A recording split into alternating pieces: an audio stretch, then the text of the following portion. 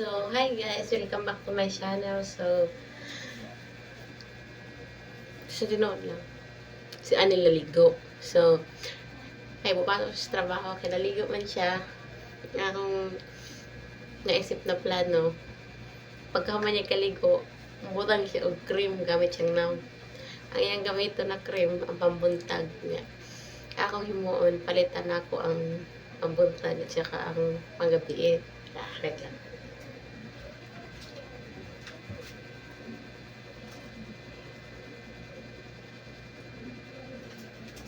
So, muna guys, so, muna yung una, muna yung toner, tsaka muna iyang cream na pang buntag, tsaka muna yung panggabi.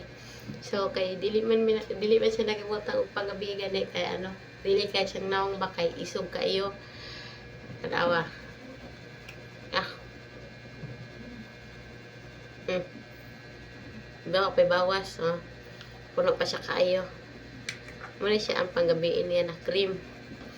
Tapos ang iyang pang adlaw, gamay na lang. Ay, gamate na lang kayo. Nagpilit na lang siya sa lubot sa ano.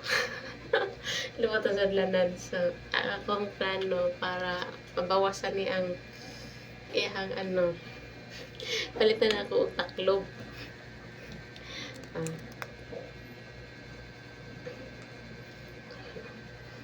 Palitan ang taklob. Diba muni ang panggabi Tapos muni siya, muni.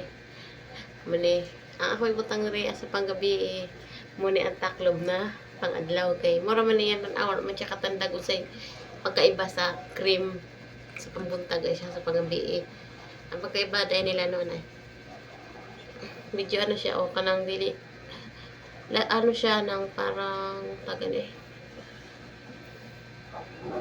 basta ano na siya kanang medyo lagkit siya nang di pa siya yung nabasa pa siya bitaw ang kanila pot kay ba kani siya medyo lasaw tas iba po ang kulay niya pink kayo siya niya iba po nila ang baho katong panggabi mo to ang isog kayo so ato ning palitan kay naligo to siya